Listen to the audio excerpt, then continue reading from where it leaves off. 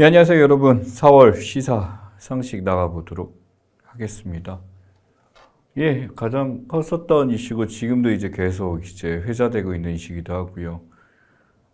지지율이 출렁이기도 했죠. 바로 이제 한일 외교 짧게 했습니다. 짧게 했는데 굉장히 그 이슈에 대해서 상당히 여파가 컸었던 것 중에 하나입니다. 보다시피 이제 그 회식 자리에서 이제 술 먹는 거에 대해서 기시다도 술이 굉장히 세다고 하고요. 윤석열 대통령도 이제 술이 세다고 해서 그때 먹으면서 이런저런 얘기를 나눴는데 막상 이제 이렇게 화기애애한 분위기 만들면서 이제 대단하다고 생각한 사람 별로 없었죠. 그러다 보니까 회담 자리에서 이제 나왔던 얘기들에 대해서 구체적으로 국민들에게 전달을 요구했습니다만 많은 얘기를 해주지 않았죠. 또한 이제 있었던 이제 와왔던 내용들에 대해서 굉장히 우리나라 입장에서는 왜 그랬을까라고 생각하는 내용들이 많았고 또 몇 가지는 왜 그랬을까가 아니라 아예 공표하지 않은 내용들도 있습니다. 특히 후쿠시마 수산물에 대한 얘기나 독도에 대한 얘기들 이런 건 주요 의제가 아니었기 때문에 안 했다라고 표현합니다만 어느 순간 저희 이제 시대에 대해서 준비하고 있는 시사상식 자체가 이 굉장히 중요하잖아요. 국가의 중차대한 어떤 대사들, 일들을 이제 보는 데 대해서, 우리 국가에 있었던 이제 가장 큰 것을 전달 드리는 건 맞는데, 항상 이제 시작은 대통령의 사진과, 그 다음에 이 대통령이 한 일에 대해서 뭔가 아쉬운 부분에 대해서 얘기를 할 수밖에 없게 된 상황이었습니다. 아니나 다를까 이것을 잘했다 못했다라고 평가를 양분화시켜서 못하는 게 지지율이 그것을 보여주죠. 여전히 부정 지지율이 긍정 지지율보다 2배 이상을 꾸준히 유지해 오고 있고 그래서 어떤 다른 스탠스를 취하거나 뭔가 문제 해결에 대해서 너무나 아쉬운 점들을 많이 보여주고 있습니다. 그래서 이런 한일 정상회담에서 있었던 내용들을 굳이 세분화시켜서 우리가 정리를 할 필요는 없겠습니다만 그래도 뭔가 문제가 있음에 대해서는 인식을 할 필요가 있겠죠. 저는 이제 외교학개론을 대학교에서 들을 때 외교의 목적에 대해서 자국의 실리 획득이라고 배웠습니다. 시작하면서 이제 고등학교 졸업하자마자 간 첫 번째 대학에서 배운 외교학개론이 그런 내용 가르쳐 줬죠. 근데 이제 좀 더 배우게 되면 이상주의적 관점이 있고 구상주의적 관점이 있고 여기서는 이제 현실주의적 관점에서 봤을 때 자국의 실리 획득이 중요하다라고 했습니다. 이상주의적으로 봤을 때는 당연히 이상적으로 상대방도 우리도 함께 화합과 조화를 이루고 오해를 풀게 되면은 더 좋은 세상으로 나갈 수 있을 거야. 라고 해서 과거에 칸트가 얘기했고 1800년대에 있었던 이론들이 있는데 지금 우리나라에서 외교를 가르치는 대부분의 석학들 교수들은 현실주의 입장으로 거의 다 서술들을 하시죠. 그 있는 세계의 어떤 각국의 외교의 변화를 보게 되면 결국에는 영원한 우방은 없다라는 것을 보여준 사례를 보여주게 됩니다. 일본과는 우리는 엄청난 역사적 관계에 있었죠. 그러다 보니까 조화와 협력을 한다라기보다는 결국 우리는 피해자 입장에서 그들에게 그들이 해왔던 이제 만행이나 그런 가해에 대해서 당연히 요구를 해야 되고 그것이 우리 조상들을 위해서 해야 될 길이라고 배워왔습니다. 근데 이제 대승적 차원에서 그들에게 포용하고 열어준다라는 제스처를 취하고 왔는데 과연 우리가 그들을 대승적으로 포용한다 그래서 그들도 그거 이상으로 사과하고 고마워하고 행동의 변화가 촉구되고 있을까요? 일본의 입장은 우리나라한테 미안한 생각보다는 이제는 할 거 다 했으니까 뭔가 좀 넘어가주면 좋겠고 대충 해줬으면 좋겠고 하게 되면서 한편으로는 이제 아베 정권 시절에는 좀 더 강경한 노선을 통해서 사이가 틀어진 적도 있었죠. 그 사이를 옹호해 하는 것이 일본의 사과로부터 시작된 것이 아니라 우리가 가진 카드를 전부 다 제시하게 됨으로써 자국의 실리 외교가 아닌 자국의 마이너스 외교를 하게 된 것은 너무나 큰 문제가 아닐까 싶습니다. 그래서 여기서 있던 것 중에 도의적으로 해서는 안 되는 게 강제 동원에 대해서 됐었던 노동자들이나 위안부 할머니들에 대해서 당연히 그때 전범 기업들이나 일본에서 잘못했었던 그런 역사 속에 있었던 편린들에 대해서 정말 잘못된 사람들이 그것을 배상하고 그것을 사죄하는 입장이 돼야 될 텐데 판결 자체는 우리나라 재단에서 그것을 주는 걸로 귀결됐죠. 이것이 정녕 그들이 바라는 일일까라고 생각해 보면 할 말이 없습니다. 그래서 여기 보면 어떤 대한민국 국회 입장에서 지금 다양한 얘기를 꺼냈습니다만 피해자 정보법제나 기타 등등 국회 운영기관이나 여러모로 이제 많은 얘기를 나누고 있습니다만 이러한 배상 책임이나 의무가 없는 국내 기업이 이것을 지급한다라는 것은 말이 안 되기 때문에 당연히 많은 사람들이 여기서 분노를 할 수밖에 없는 거죠. 정부의 강제동원 해법 자체가 어떻게 보면 이 강제동원 배상 책임 자체가 청구권 협정으로 끝났다라고 주장하는 일본의 손을 마지못해 들어준 것 같습니다. 한편으로 이렇게 술자리를 가지면서 보여준 모습은 어떻게 보면 이제 일본이란 것을 파트너십으로서 연결하는 이런 걸로 해서 과거의 역사 자체를 그냥 넘어가는 것이 마치 예전 김대중 오부치 선언에서 있었던 것을 영속하게 이어받는다라는 말도 안 되는 연결고리를 만들어냈는데 국민들은 그렇게 넘어가지 않았죠. 한일 협정의 핵심 조항은 이렇습니다. 대한민국이 10년에 걸쳐 3억 달러 무상 제공하고 2억 달러의 차관을 준다. 여기에서 있었던 내용이고요. 또한 재산권리 이익에 대해서 청구권에 문제가 있었던 서명된 일본과의 평화조약의 규정에 포함해 최종적으로 해결된 것을 의미한다. 다시 말해 샌프란시스코에서 했었던 일본과의 평화조약이 그대로 이행되는 것을 요청한다라는 것 중에 하나였는데 지금 이러한 것들에서 여전히 반인도적 불법행위나 위안부나 이런 것들에 대해서는 남아있는 것으로 간주하기 때문에 그것을 대통령이 가서 술 한잔하면서 그냥 마무리 짓는 것은 말이 안 되죠. 그렇다면 여기서 뭔가 카드를 가져거나 이익을 가져내 그게 아니라 오히려 죽어왔다는 게 더 문제가 되는 거죠. 왜 그랬을까라는 겁니다. 조만간 이제 총선이 있게 됩니다. 그래서 이러한 총선이 있게 되면서 일본에 힘을 실어주면 일본도 우리나라에 응당 그런 모습을 보여주지 않을까라는 말도 안 되는 생각을 하고 있죠. 그러다 보니 일본 신문이나 이런 논조들은 뭐지 이 사람은 이렇게 되는 결과가 나왔죠. 김대중 오부치 선언입니다. 이거는 완전히 결이 달라요. 양국 간 대화 채널 확충, 평화 안전 협력, 경제분야 협력 강화.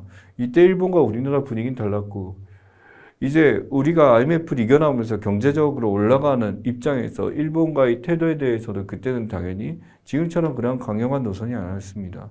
사과를 하고 필요한 곳에 얘기하고 했기 때문에 두 나라가 함께 모여가면서 이 총리와 김대중 대통령이면 어느 정도 발전적인 것을 논의하고자 했었습니다. 이때 이제 논의가 됐던 거는 우리가 가져오는 신뢰에 대해 전혀 손해는 없었으며 문화적 개방에 대한 문제였는데 당당했죠. 일본의 문화가 개방되면 우리나라 문화는 잠식되고 K 문화는 사라질 것이다라는 우려와는 달리 오히려 일본이 우리나라 문화를 더 선호하는 경향이 나타나면서 성공적으로 끝나게 된 케이스입니다. 외교란 건 이런 겁니다. 가져오는 게 있어야죠. 좋게 끝내더라도 우리가 손해보는 거 없어야 된다는 게 가장 큰 핵심인데 하필이면 그 대신 일본이라는 게 말이 안 됩니다. 보시면 이제 기시다 일본 총리에 대한 모습과 이제 이런 모습을 보여주게 되면서 내용들 보면 독도라는 다케시마에 대해서 1월 달에 이제 합의본 걔네들의 교과서 내용들은 대부분 아니죠. 이제는 모든 교과서, 국정교과서에서 독도를 한국이 강제적으로 점유하고 있다는 서술을 바꾸게 됩니다. 다케시마라고 써놨겠죠.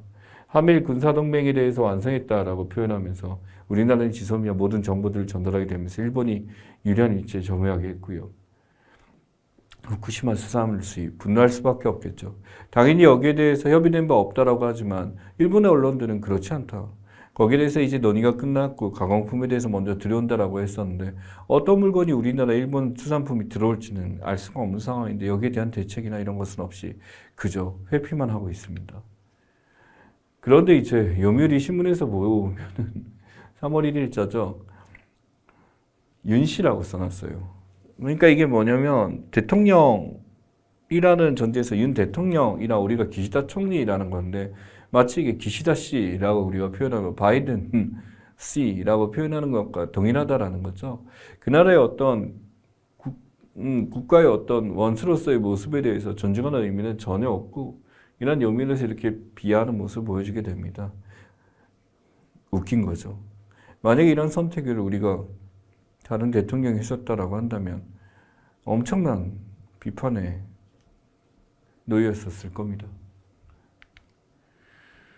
그래서 결국에 이제 내는 것이 한일 양국 미래 파트너십 기금이라고 그러면서 정경영과 게이달러 회장이 모여서 같이 이렇게 기금 출연하고 여기서 미래지향자 한일관계에서 젊은 지대들을 도와주는 데 벤처를 만들고 경제개혁 확대해서 지금 서로 간에 10억 원씩 이렇게 내서 같이 해보자라는 기금을 만들긴 했습니다.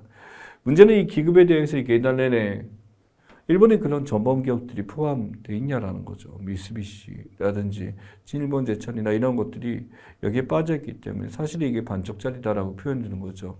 결국에 여러 일본과의 관계를 제대로 맺어지 못했기 때문에 여전히 전국에서는 난항을 겪고 있고 여기에 대해서는 이제 내부적으로도 굉장히 불만을 품고 있는 사람들이 많이 있다고들 합니다. 그래서 대일구력 왜고라는 말을 쓰게 됐죠. 그래서 참 안타까운 현실 중에 하나입니다.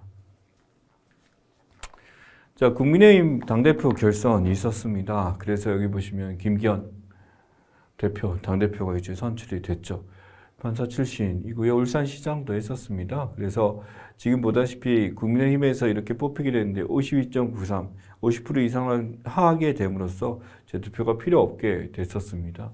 보다시피 이제 표에 대해서 지금 봅니다만 50%가 넘게 되면 이제 한 번에 이게 완성이 되는 건데 사람들의 관심을 처음에는 어느 정도 말이 나오면서 재밌게 이끌다가 나중에는 어느 순간 재미가 없어지게 됐죠. 그 이유는 뭐냐면 윤석열이 선택했기 때문에 그냥 되는 거다라고 하게 됨으로써 당대표부터 최고위원까지 결국에 모두 다 친윤만 된 사태를 가져오게 됩니다. 이 아래에 있는 소위 말하는 윤석열 대통령과 각을 두는 사람들 입장에서 이 사람들은 결국 전부 다 이제 윤석열이 자기 친하다를 표현하면 불쾌하다라는 응답이 나오기도 했고요. 결국 자기가 믿었던 이 사람이 당대표를 하게 되면서 대통령과 동시에 자기 당도 이제 관리를 하겠다라는 게 대통령의 마음이고 이것은 차후에 총선에 있어서 중요한 걸 적어야죠. 국회의원에 대해서 출마되기 위해 어떤 간택을 받기 위한 어떤 수단이라고 볼 수도 있습니다.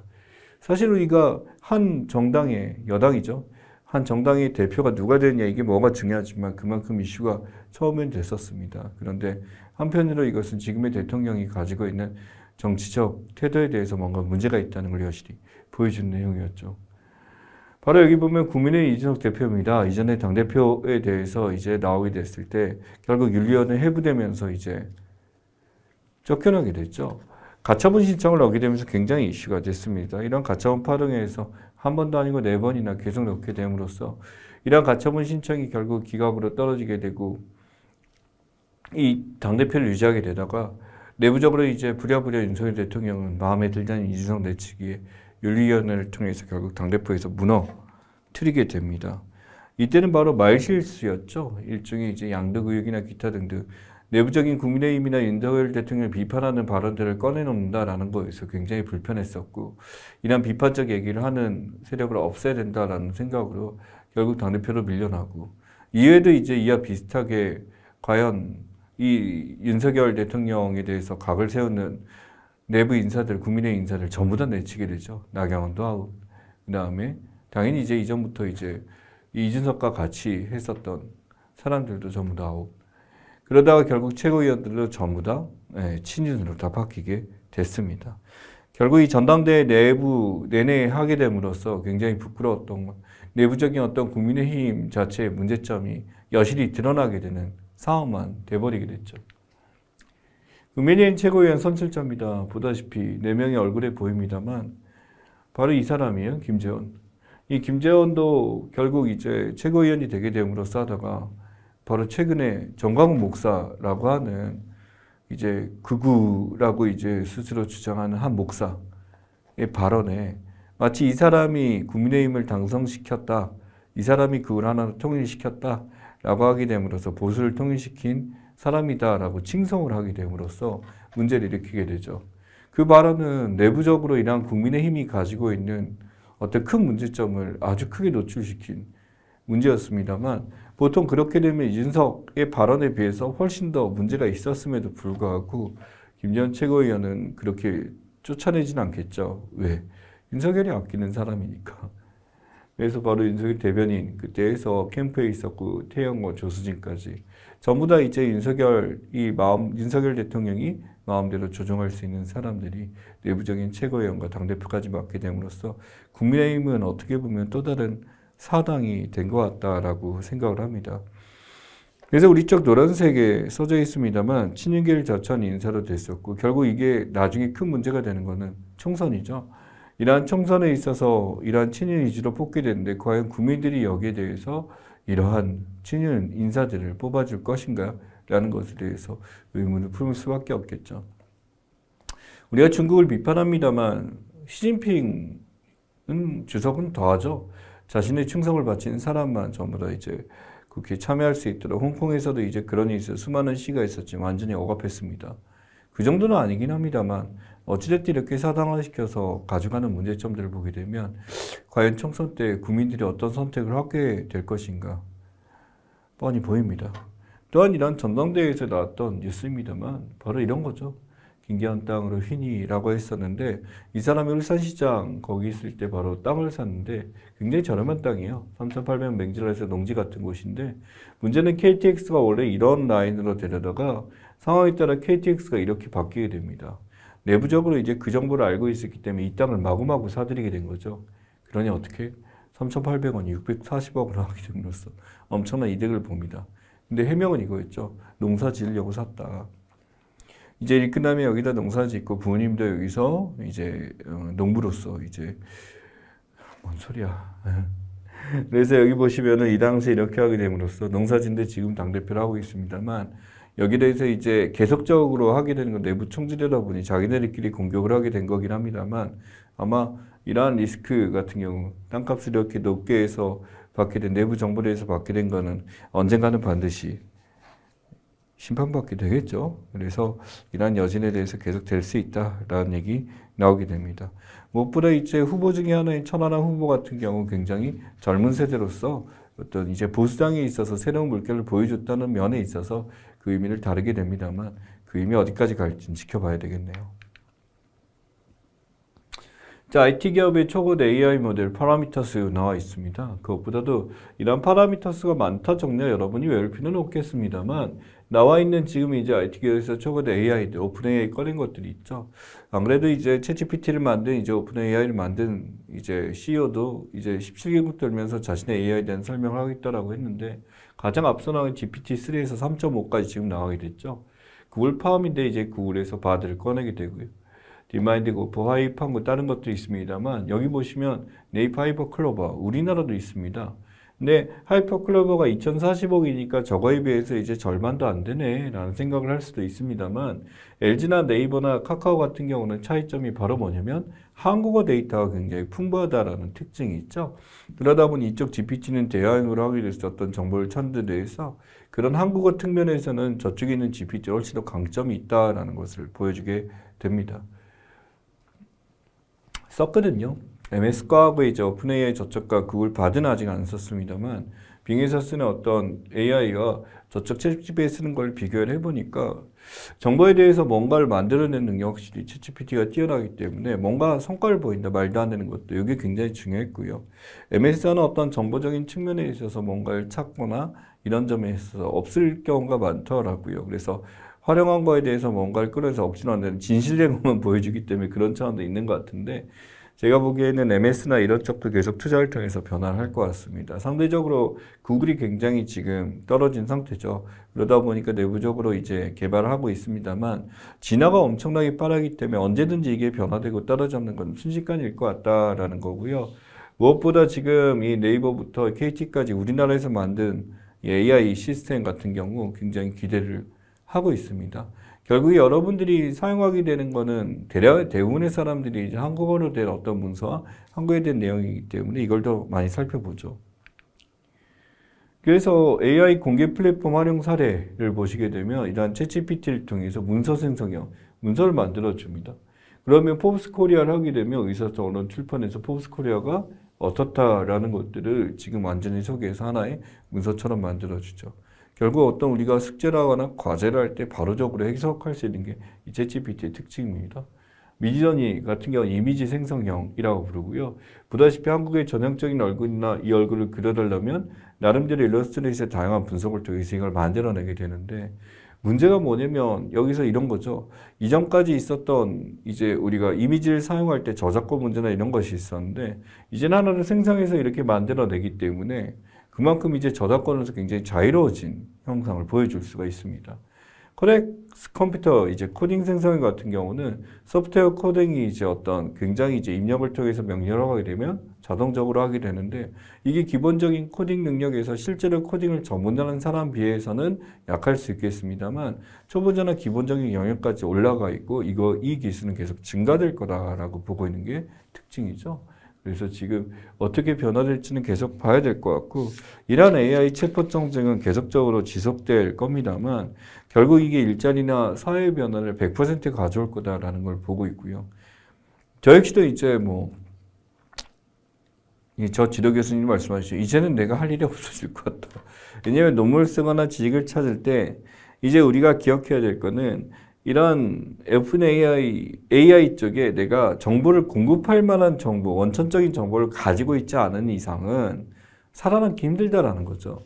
기존에 어떤 정보를 소트하고 분리하고 찾아내는 거는 완전 뛰어나졌기 때문에 이제 이게 정말 문제가 됐고 그 다음에 저작권 문제는 굉장히 크겠죠. 이쪽에 사용하는 정보가 이제 알려진 게 아니라 마구마구 다른 데서 가져온 걸 긁고 오게 되면 이런 저작권 문제에 대한 엄청난 충돌이 있을 수 있을 거고요. 또한 윤리적 문제는 예전에 우리가 이르다나 기타 등에서 나온 적이 있습니다만 윤리적 문제까지도 같이 고려해야 될 상황이 될 수 있습니다. 기억하셔야 될 것 같고요. 자, 그 다음은 정부가 입법 예고한 근로시간 제도 개편안입니다. 주69제 근로제 개편안에 대해서 엄청난 비판이 쏟아졌죠. 여기에 대해서는 이제 말을 바꾼 거라고 볼 수 있는데 문제는 몇 가지 안에 대해서 이게 토론하고 얘기를 하면 저는 토론하고 얘기하면 된다라고 생각합니다. 본인이 갖고 있는 생각에 대해서 그것이 무조건 맞다 틀리다라고 규정하는 것은 옳지 않겠죠. 어느 한편으로 이러한 생각에 대해서 마치 이것을 MZ세대가 원한다? 젊은 세대가 이렇게 하기를 원한다? 라는 얘기로 규정해버리는 것. 참 위험합니다만 정치가들 입장에서 항상 입버릇 쳐놓은 게 국민의 뜻에 따라라는 얘기를 하기로 했는데 정말 그 사람들이 그런 국민에게 정말 물어봤는지 그게 매우 궁금합니다. 근로시간 산정 기준이 주 단위로는 3개월, 반기, 연 단위로 이제 개편안 이루어지게 되고요. 그래서 주 단위뿐만 아니라 월, 분기, 반기, 연 단위로 이루어질 수 있습니다. 이 안에서 충족이 되면 되고 연장 근로 총량은 주당 12시간이라고 해서 선정적으로 했습니다만 월은 52시간, 분기 140, 반기 150, 연 440으로 규정을 지어놨습니다. 그래서 여기서 맞춰서 이루어지고 주당 최대 근로시간은 52시간 탄력적으로 64시간 또는 69시간 이렇게 이루어지게 되는데 바로 69시간이 뭐냐면 11시간 연속 휴식 보장이 확실하게 이루어졌을 때 이루어진다라는 조건부가 붙게 됐고요. 그 다음에 근로시간 저축계좌제라고 해서 이제 신설이 이루어지게 됩니다. 그래서 이전에는 선택근로제에 대해서 이제 다룬 적이 있죠. 52시간 범위 내에서 7대시간 금요일에서 근무를 하면 되고요. 탄력근로제입니다. 일주일 평균 40시간만 맞추게 되면은 근로시간 늘리거나 탄력적으로 이루어질 수 있고요. 근로시간 저축계좌제 있습니다. 1시간 연장 근로하면 1.5시간 휴가가 적립되기 때문에 그만큼의 어떤 쉼에 대해서 몰아서 쓸 수 있는 것. 근데 이제 군대 갔다 오신 분 아니지만 왜 그 연차하고 이거하고 몰아붙여갖고 한 방에 막 15일 이렇게 나가 있고 하는 거 있잖아요. 비슷하게 근로시간 똑같이 이루어지는 겁니다. 그래서 어떻게 보면 이 근로기준법상에 나와 있는 것에 대해서 이제 있는 건데 이 근로기준법상에 나오는 게 4시간마다 30분 휴식시간이 보장이 되잖아요. 이런 것들이 이제 가장 근본이 되죠. 그래서 13시간에서 1.5시간 빼면 이제 남은 시간이 11.5시간이 되게 됩니다. 그래서 그 계산을 통해서 69까지 나오게 되는데 근로기준법이라는 걸 좀 보실 필요가 있어요. 첫 번째 계약서 제정성 필수고 임금 명세서 어떻게 줘야 되는지 임금을 왜 줬는지 구성 어떻게 되는지 공제법 반드시 있어야 되고 최저임금 준수 있어야 됩니다. 22년 기준으로 9,160원 이번에 더 올라갔죠. 지휘수당 이거는 이제 정부 고용노동부 자료 최근에 나온 거라서 이렇고요. 지휘수당 15시간 이상의 지휘수당 자는 고용산재보험 가입 필수입니다. 그래서 5인 미만도 전부 다 가입을 해야 되고요. 해고예고는 만 30일 전에 해야 됩니다. 그래서 해고예고 수당 이게 이루어지기 때문에 만 30일 전에 예고하고 정겨 해고예고 수당을 통해서 다른 일자리 할 수 있도록 해야 되고요. 퇴직급여 역시 있어야 됩니다. 계속근로 1년 미만, 일주만 15시간 미만 근로자는 제외한다 라고 해서 이렇게 있고요. 출산인과 육아휴직 같은 경우도 여기에 포함되어 있습니다. 그래서 출산인과 육아휴직이 이 소규모는 안 주냐라고 했는데 지금 보다시피 5인 미만 사업장에서도 다 들어갑니다. 해고외고, 휴게, 주일, 출산휴가 이거 다 있어야 되고요. 퇴직급여 당연히 있어야 되고 최저임금 효력까지 다 발생해야 됩니다. 그래서 이러한 것들이 이제 다 지켜져야 되는 내용인데 이게 근로기준법상 내용이다라는 거 기억을 하셔야죠. 주당 최대 근로시간 69시간이라는 거에 대해서 전체 일하는 시간 안 늘어난다. 이거 그냥 최대에서 이렇게 됩니다만 사실 MZ세대 입장에서는 굉장히 분노를 할 수밖에 없었겠죠. 그래서 최근에 이제 나온 얘기입니다만 69시간 노동도 피라미드 만선을 안 했다라든지 정부가 내놓은 정책이다. 과로하다 안 걸리면 건강한데 포괄이 문제 폐지부터 해라. 그래서 어떻게 62시간 근로하면서 결혼하고 출산하냐. 다른 일 어떻게 하냐. 오해 같아서 한 달짜리 휴가는 언강생심이다. 지금 보다시피 정치권에서 MZ세대랑 입을 빌려서 설명했다라고 하지만 실제 MZ세대 중에 이런 69시간을 찬성하는 사람이 없지는 않을 거예요. 있을 수 있겠죠. 근데 그게 마치 대부분에게 한 것처럼 일반화를 시켜서 얘기하는 것은 굉장히 오류가 있다라는 거고요. 롤더처럼 놀수 도입해라라는 식으로 이제 좀 더 심한 얘기 나와 있습니다만 우리가 상황에 대해서 어떤 의견 수렴 절차가 이루어지지 않기 때문에 이런 일이 발생했습니다. 정치란 것은 어떻게 보면 이러한 여론을 하나로 수렴하고 여기에 대해서 적정한 조정이 필요하게 되는데 이러한 듣지 않는 정치가 가장 큰 문제가 아닌가라고 생각합니다. 반도체 수출액 추이 나와 있죠. 이게 바로 우리한테는 수출 감소에 대해서 무역 적자에 가장 타격이 되고 있습니다. 보다시피 90.6에서 1월달, 2월달 되면서 이게 거의 35% 이상 감소를 보여주게 되죠.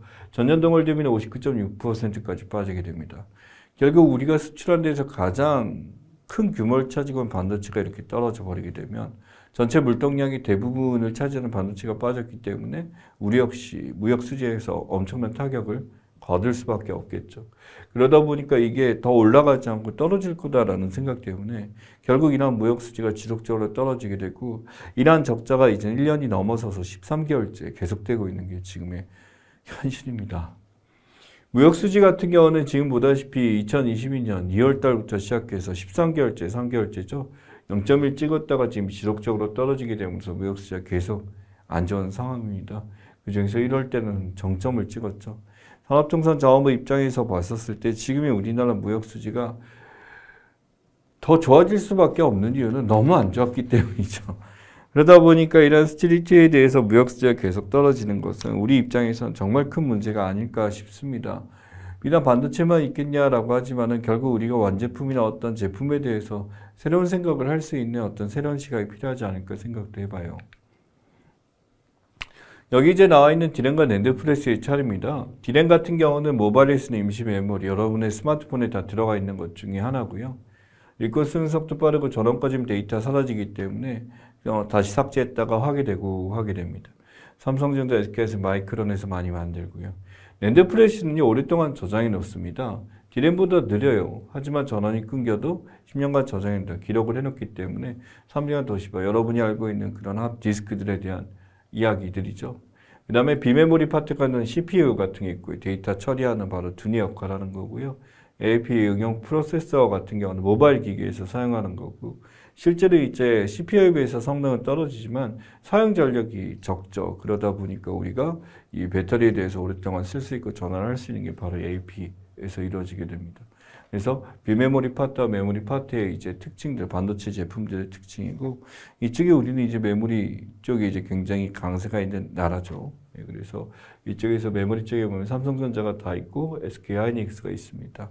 여기서 어느 정도 승부를 봐야 되는데 쉽지 않은 상황이죠.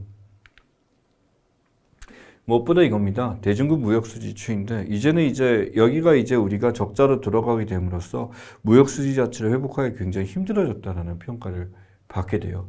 보다시피 1월 달부터 지금까지 하다가 2.6, 9월부터 결국 대중국 수치가 말도 안 되게 떨어지게 됨으로써 이것은 더 악화일로에 갈 것이다라고 보고 있습니다.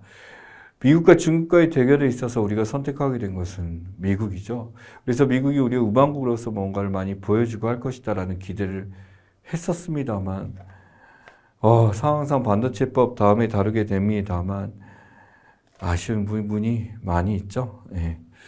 바로 이 대중국 무역수지 추이에 대해서 결국 미국이 여기서 해법을 줄 건가라고 했는데 바로 이 칩스 액트가 나타납니다. 보조금지구 우선순위함으로써 굉장히 뭐라 그럴까, 이게 중국을 견제하는 줄 알았더니 한국에 대한 견제안이 너무 많게 되면서 반도체 커다란 타격을 거둘 수밖에 없게 됐다라는 거예요.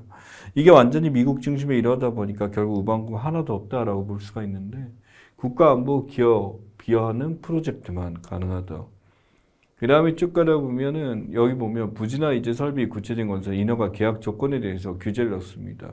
그래서 미국 자체 내에서 생산하게 되거나 이제 거기서 다른 제품들을 활용하겠다라고 하는 거고요. 그 다음에 이 안에서 어떤 원천적인 기술이나 이런 것들에 대해서 어느 정도 미국 정부가 위험성을 예측하기 위해서 이 정보를 달라라고 얘기를 하게 되는데, 이게 굉장히 문제가 돼요.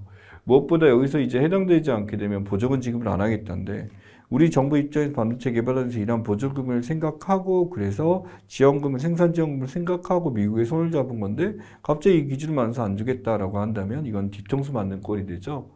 이 보조금 심사 기준 보게 되면 미국 내 반도체 생산 확대해라, 국가안보 이익 증대에서 군사용 쓰게 되고, 그 다음에 기업들 업그레이드한 공장을 장기간 운영에 대해서 확실하게 약속을 해야 되고, 수익이 전망치보다 초과시 미국 정부 일부 공유, 돈 내놔라죠. 그래서 이득에 대해서 지금 나타났을 때 이렇게 되겠다라는 거고요. 미국의 R&D 시설 건설 R&D 지원해서 이제 미국 걸 쓰겠다라고 하게 되는데, 결국에 미국에서 이런 것을 학습하면서 가져가겠다라고 한 내용이 여기에 있게 됩니다. 이러한 독소 조항에서 이 가드레일 조항이 있는데, 이 가드레일 조항이 뭐냐면은 보조금 사용이 다른 국가의 보조금 사용을 철저하게 미국에다 더 소비를 해야 된다라는 거죠. 그러다 보니 10년간 우려국에서 반도체 실적 보조금 전액 반환이다. 당연히 중국입니다. 근데 문제는 우리나라가 이러한 중국의 생산 공장들에 위치해 있고 이것을 계속 옮기려고 합니다만 쉽지는 않은 상황이죠. 그러다 보니까 이러한 보조금 수령을 하게 됐을 때 제약을 걸었는데, 문제는 삼성과 SK하이닉스가 중국에서 지금 반도체를 생산하기 때문에 이 기준에 해당하게 된다. 그래서 가드레일 조항에 부딪히게 됨으로써 보조금 지급이 힘들어지게 된다는 겁니다. 보다시피 이렇게 삼성랜드 같은 경우 시안에서 만들고, 여기 뭐 어페이나 이렇게 상하이나 이렇게 되는데, 의시 같은 경우 SK 하이닉스가 이쪽에 들어가 있죠. 여기서 이렇게 만드는 게 20% 이상 만드는 데도 있고 15% 이상 만드는 데 있어 전부 기준을 넘어버리게 되거든요. 그래서 이 가드레일 조항 자체가 왜 만들었냐라고 했냐 했더니, 결국 미국의 국가 대외 정책에 영향을 준다라고 얘기할 수도 있겠지만, 사실은 이제 한국도 견제하겠다라는 내용이 들어가게 된 겁니다. 결국 이런 보조금 반환 통해서 엄청난 세수를 누리기도 하고, 미국 내 이제 공장을 만들면서 기술을 가져가겠다라는 상황이 어느 정도 보이고, 사실은 이 법은 거의 사회주의 정책에 가까울 정도로 통제를 한 거기 때문에 큰 문제다라고 볼 수도 있겠죠. 그래서 여기에 대해서 어느 정도 이제 뭐 최근에 이제 약간 예정을 두겠다라고 말은 했지만은, 이제 바이든과 직접 만나서 얘기를 하게 돼서 당연히 이 법안에 대해서 얘기가 오갈 거고, 그 결과가 26일에 어떤 결과가 나올지는 지켜봐야 될 것 같습니다. 자, 그 다음 이슈는 조금만 쉬었다가 보도록 하겠습니다.